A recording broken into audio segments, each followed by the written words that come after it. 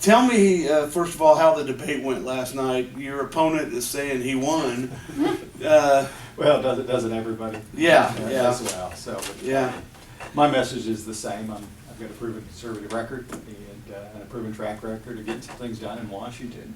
And what didn't come in the debate last night, I mean, it's based on questions of things that we've gotten done. That's one of his statements he closed with, said, this attack to Huelskamp's not gotten anything done. But I will tell you, on a number of issues we are, particularly VA issues. That's what I'm probably the proudest on. We have made progress on that.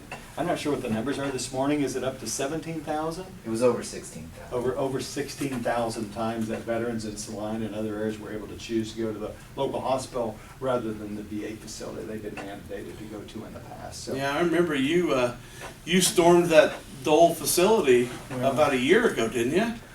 That was a couple years ago. Yeah. And, but that's that's where my opponent disagreed. He has said over and over he wants to go make peace. With the VA, you've got to push and push. We found out with those scandals. You got to ask tough questions, and I've become the guy on the committee to ask the tough questions. And we've made progress. We got a long ways to go there. But so I helped with the committee and the chairman, who might be the next secretary of the VA. By the way, I read that this morning. Chairman Jeff Miller. A colleague and friend of mine, we actually have a bill that in September, forget the campaign, we're going to go back in September and pass another accountability measure. And what, in your interpretation, is what does Marshall want in terms of the VA? Just to get along or make peace? He said make peace. He has said he's going to make peace with everybody. Now with the VA, he has suggested, and we have that on clip, that he wants to privatize the VA, which every VSO, every veterans organization almost all of them would totally disagree with that. So how's the waiting? What's the wait period? They're going down, but we Okay. still need to fix it. So, but the point is, with the VA choice legislation I helped pass and the president signed, and we're doing oversight. We've 16,000 times veterans have chosen either go to Salina Hospital or go see their local nurse and doctor. I think that's a huge. And the victory. VA pays for it. VA pays for it. Okay. And which is, and this is not rocket science. Are there Medicare-only hospitals? Absolutely not. So you get to pick where you want to go as a Medicare patient, but they would not allow that for the VA. And so, but that's not the only thing. We need to provide more accountability. We need to be able to fire folks that are doing a poor job. And so on each one of those things, you'll see my efforts in working together with my colleagues. So particularly proud of that, but we got a lot more work to do on that. So that's the VA choice legislation. I think safely say all the 70 community hospitals, including Salina here, participates in that VA choice program. Now we're still working through the wrinkles, and but let me back up on that. I just looked. I get a weekly report on how many constituent concerns are out there, caseloads, those kind of things. As of Friday, we have 106 open cases for VA for veterans. That is the #1 constituent complaint, and so we keep working them down, and they keep popping back up. What I look forward to is creating a system in which you don't have to call your congressman, you don't have to call your senator to get the health care and the benefits you deserve. So we're making progress cleaning it up, but it will take leadership, I think, from the presidency on down to make those changes. And we're doing what we can do at the committee level. So we've been very active there and made progress. Other things that I have done that didn't come up, well, actually I mentioned this last night in the debate, that coming from a small town of Fowler, growing up, 500 people, including those, as my 9-year-old reminded me, including those who don't live in town but live in the country. Right, only right. 500 people. So I grew up on a farm 8 miles away, and my first. Is that still home for you? Yeah. Okay. Yeah, that's where the farm is. We have a home in a house in Hutchinson as well. So I spend time both places and time. Your kids go to school at Fowler? We go to school in Hutchinson. Okay. 2 kids, and we got 2 kids in college. So that's one of the challenges of the job, going back and forth every week, and the families in Kansas. I know a lot of my colleagues moved their family to Washington. I never wanted to do that. So my heart and home, farm and family's in Kansas. So I was doing the debate last night, and I missed my son's doubleheader for baseball. So, well, he lost both of them, but not because I wasn't there.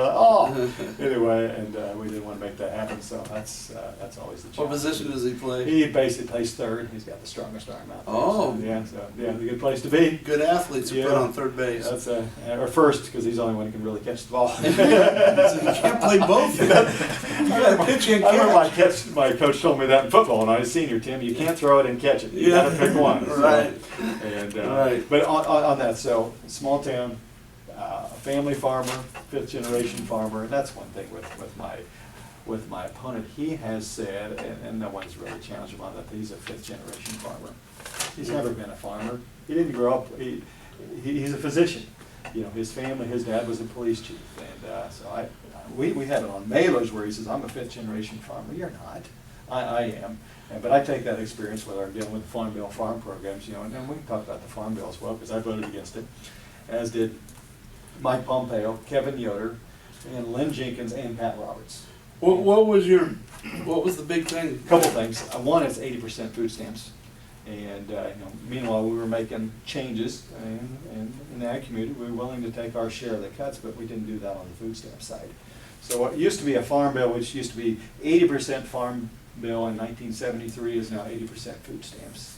And I pushed really hard to make some significant reforms to food stamps. And actually, some of the states have done those with their latitude that are successful. We weren't able to make that happen. So that's the food stamp side. Mm-hmm. But on the 20% farm policy side, mm-hmm. They resurrected some policies from 20 years ago that I will tell you don't work on the farm. So instead of farmers worrying about what the market will bear, it's basically what's the market loan rate. You know, what's the government trying So in other words, we're back to farming the government. That was the words that actually Pat Roberts suggested on the floor of the Senate when he voted no. Now he wasn't the chairman then, but that's pretty stunning where the Republican minority member votes against the Farm Bill. And actually, I've been criticized by some of the farm groups for my vote against it. We'll be happy to provide the proof. But the KLA, which is now criticizing me for voting against it, they asked me to vote against it. They didn't like it.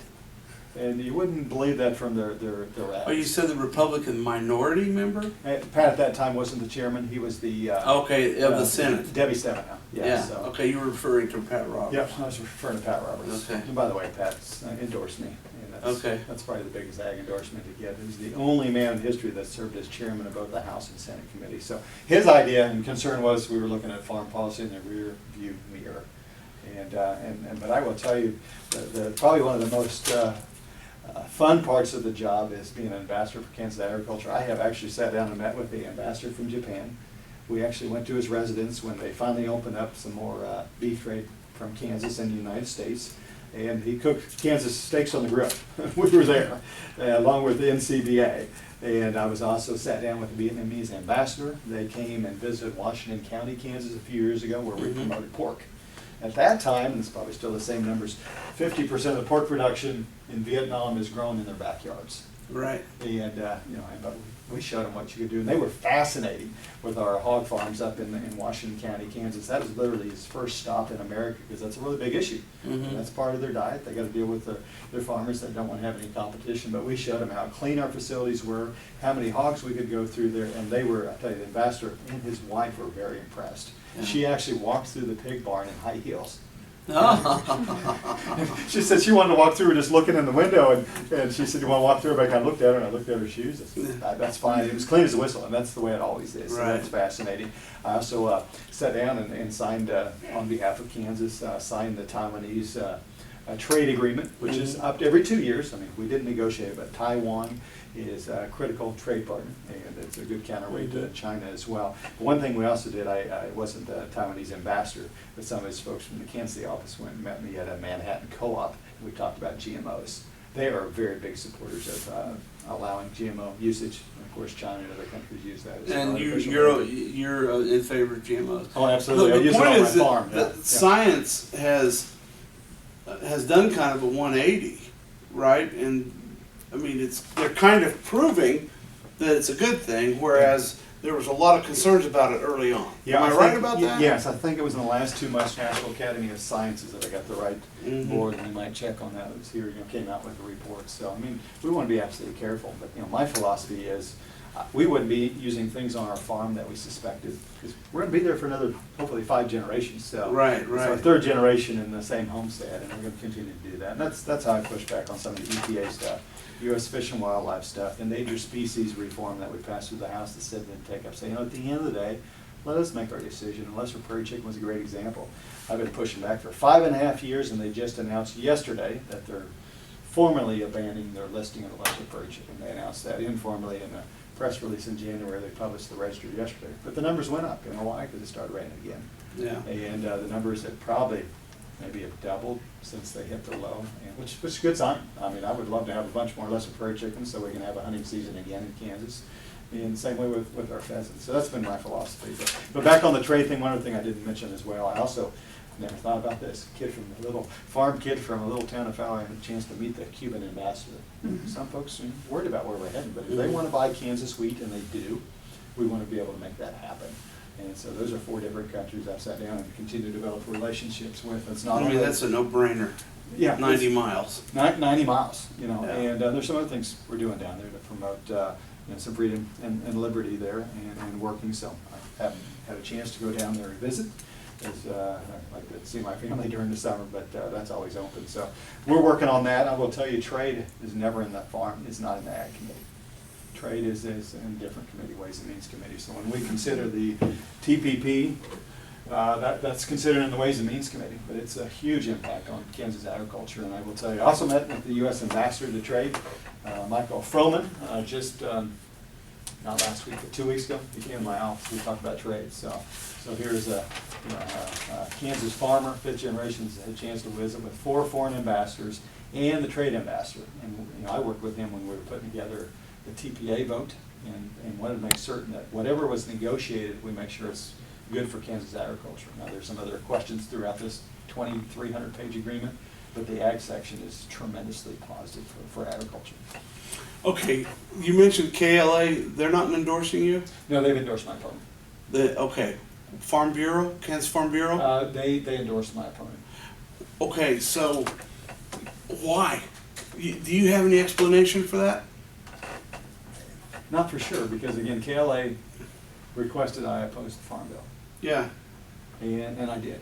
Now, if the Farm Bureau wanted the Farm Bill, you know, you can't make everybody happy, clearly. So, but actually, you know, Pat Roberts was endorsed by both of them 2 years ago. We have literally the identical voting record on all these ag issues. Not always the same. And so, but the Farm Bureau deal is hard to tell. But I do know KLA supports amnesty, and I do not. And my opponent supports some pathway to citizenship. I mean, he said various things. KLA does? Yeah. Okay. And they strongly oppose Chris Kobach for that reason. Farm Bureau actually came in my office last week, and that was one of the discussion points. They would like to find some pathway to citizenship or pathway to green cards or whatever. And I think we definitely need to reform the immigration system. I think that might be what it comes down to. They haven't stated that because it's a very unpopular position publicly.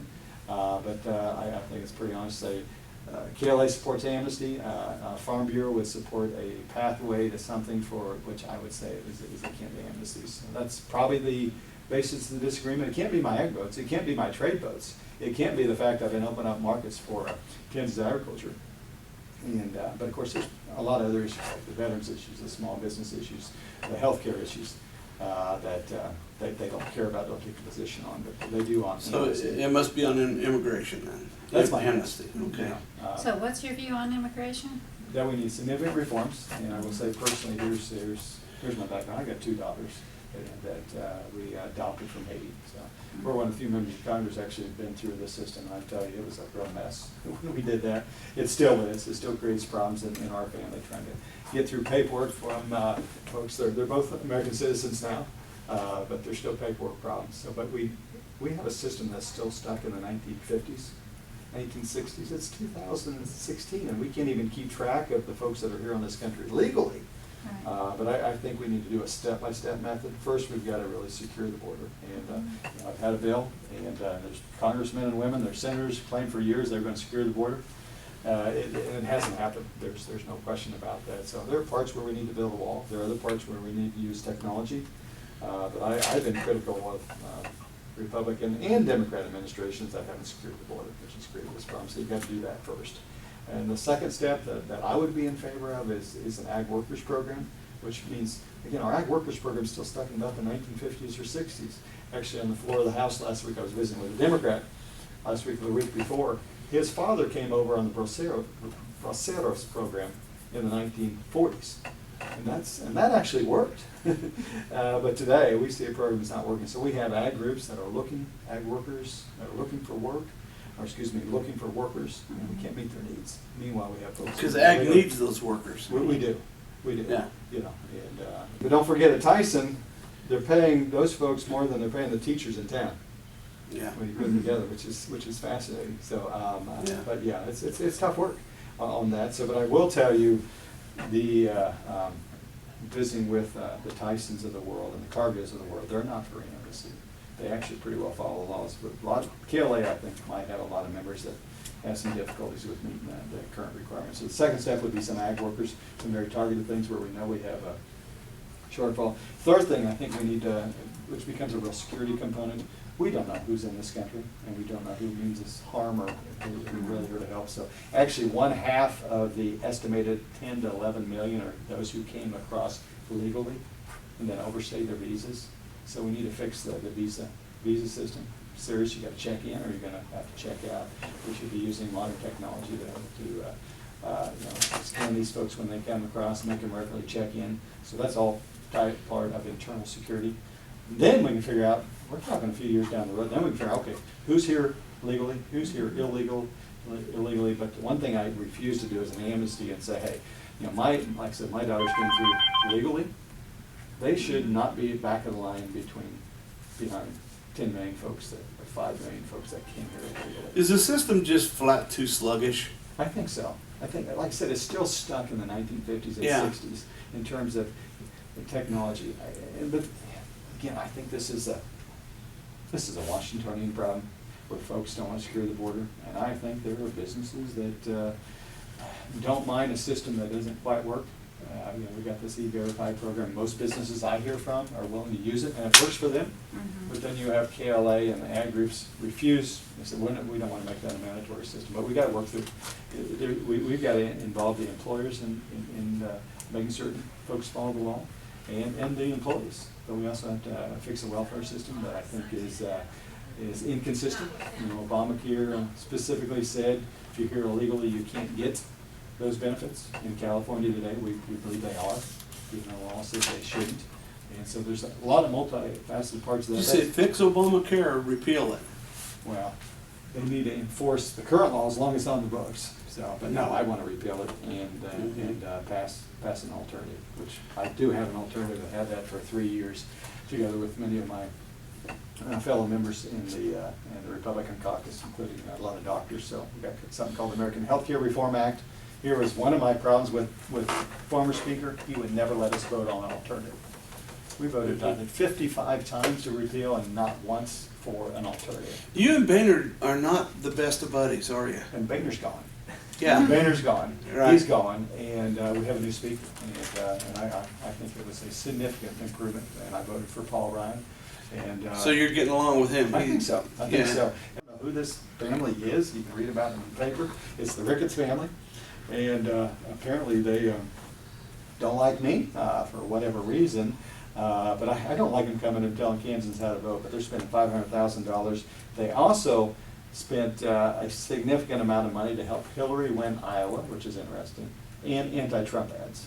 So the super PAC going against me, which is Ending Spending Action Fund, ran ads for Hillary or to help Hillary in Iowa and to stop Trump, which is about as insider-ish as you could get. So let's not change anything in Washington. So What are the big issues in the big first? I think small businesses as well. I serve as, and this happened, John Boehner's gone. And so as soon as John Boehner was gone, chairman approached me and says, I would like to make you chairman of the Small Business Subcommittee. So we've been able to highlight some of our needs in rural America, particularly our housing needs. We've also been highlighting the concerns with community bankers have with regulations out of Dodd-Frank. And so that's part of our job, is highlighting our needs there. So, but I will tell you, that ties together with the tax code, as I've said it publicly, and everybody admits in Washington. The tax code works for big businesses, but it doesn't work for the small business. Shield Manufacturing, for example, testified 3 or 4 years ago. We had a banker from Elkhart testified about 2 months ago about how the tax code and Dodd-Frank, none of that helps small rural America. Mhm. So that's part of my job as well. Now, do we get a lot of things passed on that? Sometimes in small business, we'll provide some regulatory relief, but at the end of the day, I think we need to reshape the whole system. When 80% of Americans, including Kansans, think Washington is working against you, it's true. I see it every day. Because, the Boeings of the world, by the way, Boeing, I think, spent $30 million lobbying for the Axiom Bank. Why? Can't they get their own credit? Yeah, we have some of our small business, and that's one thing I've disagreed with some big businesses. That, we need to get rid of the big business subsidies and bailouts, tax credits, and make sure they have to compete just like our small guys. But that doesn't make a lot of friends amongst the lobbyists and PAC community in Washington, as we found out with these super PAC guys. So what about gun control? Don't want to see any changes, and, but I agree with the president on one thing. When we had the shooting in Connecticut a number of years ago, he came up with 17 recommendations from his task force. And I think number 8 or 9 was the recommendation, why don't we enforce our current gun laws? And we're not. And that's the Justice Department's responsibility, as the states. There are a number of states that still do not provide, as far as I know, they could have changed that last few months, still do not provide their list of those that are mentally incapacitated by court order. They won't provide that into the federal government for background checks. Is that right? Yeah, that includes the state of Maryland, which is a pretty pro-gun control state. Well, we don't want to share that, so but at the end of the day, I think that should be adjudicated by a judge. I think we handle it well here in Kansas and these other states. So, but at the end of the day, the issue of violence is a cultural problem, and that's one thing I've been working on. I think I teach my kids as well. I do tell a lot of grandparents at town halls to be careful what kind of video games you give to your kids. That's only one small part of it. We've got Hollywood glorifying, for years glorifying violence, and as a father, that's always worried me. Where my wife and I think we just see it. And so this is one of those things that, you could pass a law after all in Washington, I don't think it's going to stop it. So, but, that's the gun violence, but the other aspect is related to violence, and that's radical Islamic terrorism. I have a pretty clear position on that. Got a new ad going up today. You can look at my votes, clear, consistent record. I've called out on the president, called out the head of the NSA, FBI director, all these folks says, we've got to call it. We've got to say what it is. ISIS is an existential threat to this country. They are placing terrorist cells in our country. And do we know where they're at? No. But we do know that we're bringing in refugees, both from Syria, that there is no doubt the FBI director says don't do that because they're a security threat. And I think that was the office of one of those principal oaths is the defense of our nation. And it makes no sense to bring in people from Al-Qaeda affiliated regions and ISIS affiliated regions and let them come into our country. So we've got to do a full background check. And of course, the FBI director and Department of Homeland Security agrees with us on this issue of radical Islamic terrorism. So, which is going to be a big difference in the presidential campaign. I do believe, obviously, with some of Trump's comments and some of the others' comments. Is the campaign that you're involved in now? Is it about the issues or about personal attacks? That's a great question. I think I've got a record, and I can't. I'm hard pressed to find a single vote he's pointed out that he disagreed on, except for the Farm Bill, and one big omnibus bill vote, which was $1 trillion omnibus bill, and say, well, if you voted against it, you're against everything in there. If you voted for it, I would argue, I guess, then you're for it, everything in there as well. So, but no, that is the difference. So, you can say you're a conservative. John Boehner said he was a conservative. I would argue he wasn't close to that. There's plenty of other folks, and just picking on him because he's the former speaker who led us along a path that wasn't consistent, and Republicans eventually got rid of him because of that, brought in a new speaker. But I've been endorsed by the NRA, Kansas for Life, National Right to Life, James Dobson, Family Research Council, Senator Pat Roberts, Senator Ted Cruz, not because I said I was going to do something, but because of what I did. And you look at my voting record, I have a very clear, consistent voting record. So it's kind of interesting to see this super PAC.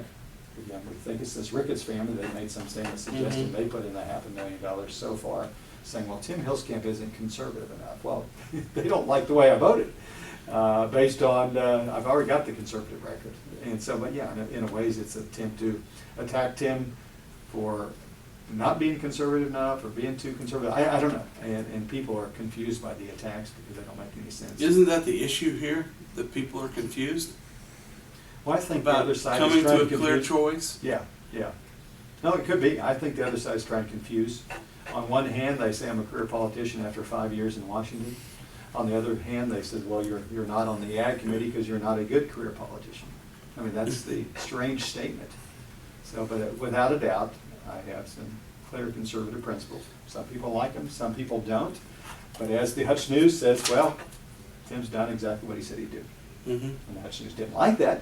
Yeah, we go back and forth with that paper. Whenever you sit back and evaluate yourself, I mean, I know you do. I know you well enough where you look at yourself in the mirror just like we all do. Do you ever see the need to bend any on some issues? Well, I mean, Ronald Reagan, I remember him saying, well, if you can't get 100%, 80% is better than nothing. oh yeah, there's numerous times I've done that. VA bill is a great example. VA choice bill we passed. When we wrote it and passed it through the House, it said if you were a veteran anywhere in this country, you get to choose what doctor you'd like to go to outside the system. Yeah. Well, the Senate Democrats and Bernie Sanders, by the way, the chairman over there, says, no, that's going to ruin the whole VA system. They won't choice at all. So the compromise was you got to be either 40 miles away from a VA facility, and that was arguable what was the definition, whether it's your CBOC here or a hospital, or 30 days. That was the final compromise. And so, okay. And so what I'm doing now is trying to get back and say, no, you shouldn't have to. If you're waiting 29 days, you should still have that choice. Or if you're 39 miles away, you should still have that choice. And so anyway, that's a compromise we go through. We also have to compromise on numbers. You know, if you're going to spend, $2 billion, if you're going to spend $23 billion at the EPA, I voted for a budget last week that cut $143 million out of that. So that means they still have over $20 billion. So that's the compromise position. I would like a lot less at the EPA. And so that's a compromise position. But what I'm not going to compromise on is, pro-life issues, Second Amendment issues, First Amendment issues. I helped author a bill called the Conscience Protection Act that passed the House. That was just last week as well. Passed the House that said that no one in America should be forced to pay for an abortion, which is pretty well 80 to 90% issue. But the current administration is mandating in California, or letting California mandate people pay for abortion. So there's things you compromise on, but there are principles that you can't give up, because there's plenty of people out there. So as I say in the campaign, if you want a proven conservative that's going to stand for his principles, then there's no question where Tim's at, even though the ads are trying to say that. So we've got a clear conservative. So yeah, there are things we compromise on, but at the end of the day, there's things you say, hey, this is what I promised Kansans I would do, and we continue to do that. Do you as a farmer believe that the Big First needs representation on the Ag Committee? Oh, absolutely. And that was How are you going to get back on? I'm on the steering committee that makes the decision. I've talked to nearly every steering committee member, and that's a vote. One thing, that's what's different between my colleague and I, because he has said things there's no way he knows. He's never talked to the Speaker of the House, he told me, in a debate in Hutchinson. He's never talked to any other steering committee members. I have, and those are all private conversations. I know a lot of people, what exactly did he tell you? And others can speak of that as we go. So, but in December, here's how the process works. In December, steering committee will meet after the election, see who was elected, take in recommendations from people, and you put together a list of things you want. Then we go in a room and make that decision. And so I'm confident we'll come out and Has Kansas agriculture suffered because of what happened? I don't think there's been a thing that's changed because of Okay. that. The Farm Bill went through. I would say when they wrote the Farm Bill, it was written by the chairman of the House Ag Committee and the chairwoman of the Senate Ag Committee. And you can ask Pat about that a little bit. He expressed some frustration that he was, again, a historical figure who probably knows more about agriculture when he's driving to work than all these guys know their entire life, and he didn't get much say on that, which is why we went back 20 years. So, and that's what you see. Remember 6 years ago, Republicans were complaining about Obamacare didn't go through this process. John Boehner did that all the time as well. Just 2 or 3 people make that decision. That's what's different about Paul Ryan, is we're open up that process. But there are plenty of people, Republicans and Democrats, are like, well, wait a minute. We had this little game going on where it's 2 or 3 of us make those decisions, or the staff makes those decisions. So, but on ag policy, on the Farm Bill, Pat and I and the whole delegation, our #1 priority, and I think I can speak for all of us, make certain we have crop insurance protected, that becomes the model. And they have these other add-ons, which were going back 20 years ago to set-aside type stuff, and not really set-asides, but farm loans, marketing, that kind of stuff. And so that was taken care of. But again, the #1 complaint I hear from Kansas farmers and ranchers is about overregulation at an Ag Committee. I tried to put that in Farm Bill, and they said, no, we can't do that because that's in another committee. That's EPA. That's in Mike Pompeo's committee. That's where you deal with it there, so we can't deal with that. Okay. I wanted, and I had a bill that had 9 different things I was going to take care of in regulations. I'm like, well, then run it through that committee. Well, no, we can't do that. Then we had the food stamps that we didn't take care of. And that was in the committee. We never had, in my 2 years in the committee, I don't think they ever had one single hearing on food stamps. 80% of the Farm Bill never had a hearing. The current chairman actually is having hearings on that. And because this is difficult, you got a lot of people that really rely on that. How do you get out the folks that shouldn't be on the system? And that's tough to do, and do it in a charitable way. So trade deals, again, don't go through the Ag Committee. 95% of all our customers live outside that. One thing we did do on the floor, not in the Ag Committee, we opened up some of the dairy policy. And we've got some dairy facility out in Garden City. They are planning on exporting, last I heard, all of that product to China. In part because we changed some ag policy in the Farm Bill and elsewhere to open up dairy markets. And so I think at the end of the day, we'll have another Farm Bill. We're going to start in January. I'll be on that committee. And there's only like a handful of fifth generation, only a handful of farmers. I think maybe 10 in the House. When does it come due?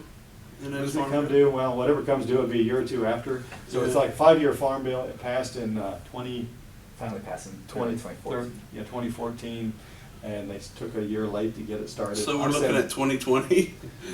They're saying maybe 2018. Okay. 2018, but it never passes in an election year Yeah. either. My guess is it'll be a little bit later, they'll extend that. But I'm seeing some things not working well. When the Farm Bill was put together, we had record high prices. Mm-hmm. And now we're kind of bottom barrel again. It's just tough. Yeah. It's Did you tough. have 80 bushel wheat? We did in places. So you made some money. Well, I don't know. You have to put in in fact, we had to spray everything, but yeah, it depends what my brother got marketed at. So Yeah, well, those it guys- depends on the cost of production. Yeah, I absolutely. figured it about a month ago, the cost of production around here was about 200 an acre. Mhm. And at the time, the price was $3.18, and I think you needed 58.4 bushels to the acre to break Think of that. even. Yeah. Well, we're below that. I think we're like 280 something today. I have to look at the markets. I will say I'm probably the only member of Congress that gets twice a day market updates for ag commodities on my cell phone. What's it doing and what are the cattle prices doing? And I will say, being on the committee, there's a lot of non-ag guys on the committee, and so it helps to have somebody actually has experience with these farm programs. But I still remember this old set-aside program, which if you had a quarter of ground, this is there's 13 acres you can't plant. There's 12 acres you could put in rice. There's 12 acres, you gotta put 60 acres in corn or milo. That was just crazy. Mhm. And with Pat Roberts in 1996, we threw that all out. But parts of the last farm bill says now we brought it back. At the end of the day, Kansas farmers don't want to farm the government, they like to farm the marketplace. Mhm. And that's, the marketplace needs to be expanded overseas, and that's what we're doing. So. Yeah. Anything else we should have asked you? Should have asked you. I mean, that's a lot of long 4 questions. That was a journalism, I learned that in Journalism 101 Yeah, okay. at K-State. Okay. They said, one of the best questions you can ask is there anything I Oh, yeah. Yeah, that's always the dangerous one. Right. Right. Healthcare, like I said, Yeah. I've been so frustrated. 55 votes. And I've got the American Healthcare Reform Act I put together with a bunch of other folks. And so there's no one solution that one guy or gal puts together. It's going to be a group effort. But John Boehner would never let us vote on that. So, but back on the Ag Committee, I was kicked off because John Boehner wanted to punish me. He wanted to punish other conservatives. And eventually he punished so many people he lost his job. And he was not liked when he left. And I think his statement was he resigned, that everybody loved him. If it had come to a vote, he would have lost his job. That's why he's left. And that was stunning. That's a huge turnover. And here we have a presidential candidate, Donald Trump, who I think, and I'm supporting, and met with him a few weeks ago, back here in Kansas, and that's what it should do. I conducted 372 town hall meetings, which by the count we know, we've done more town hall meetings out listening than anybody else in the whole Congress. And so we think we hear and then we take these thoughts back to Washington, which is oftentimes I think, I disagree with, like a John Boehner. Say the rhetoric, but if you never go home and talk to people. But to give Paul Ryan credit, he goes home every weekend as well. Yeah, we were, my son was with me 2 weeks ago. We hustled on the plane, we got in our seat and sat down, and he says, hey, there's Paul. I said, you can't say Paul, you're supposed to say speaker. He was a seat up in front of us, and that really says something, about him going back. So trying to stay in touch. Because Washington is a town of insiders, and I admit, Washington doesn't like me. And not just because of my conservative principles, but because at the end of the day, I told the speaker, I looked him in the eye after he kicked me off committee and went in and talked to him. I said, Mr. Speaker, you did a disservice, not just to me, but to the big first district of Kansas. By the way, he used to be on the House Ag Committee. And he told me that was the worst committee he ever served on. He never wanted to be on there. And but he was on there. And it's like, well, I want to be on there as speaker, and I think you did a disservice to our district. You did a disservice to conservatives because you kicked 3 other people off committees the same day with no advance notice, not even a courtesy of a gentlemanly call ahead of time. I said, I should be back on there. And, but I said, with all due respect, Mr. Speaker, I just want to let you know, in case there's a confusion, that I don't work for you. I work for the people back home. And I did have a member of leadership came to me a few months later. I caught him on the floor. I said, to this leader, I want to tell you who it is because he would flat out deny he ever said it. I caught him and says, this is unfair. This is wrong. It's going to harm you in the future. And he's gone as well. And he said, well, you can get back on the committee, Tim. I said, really? He said, here's all you need to do. He said, just turn over your voting card to us. I'm not going to do that. And I don't think Roger Marshall will come in and say, hey, I'm going to turn over my voting card. But there are times in Washington where you're told what to do, and there's punishments for not doing that. And sometimes it's because you're liberal, sometimes because you're conservative. At the end of the day, none of us works for the speaker, none of us works for the president. We got to work for roughly 700,000 people back home. And I'm confident I've done what they've told me to do. And that's, again, that's why there's $500,000 of super PAC ads from somebody in Chicago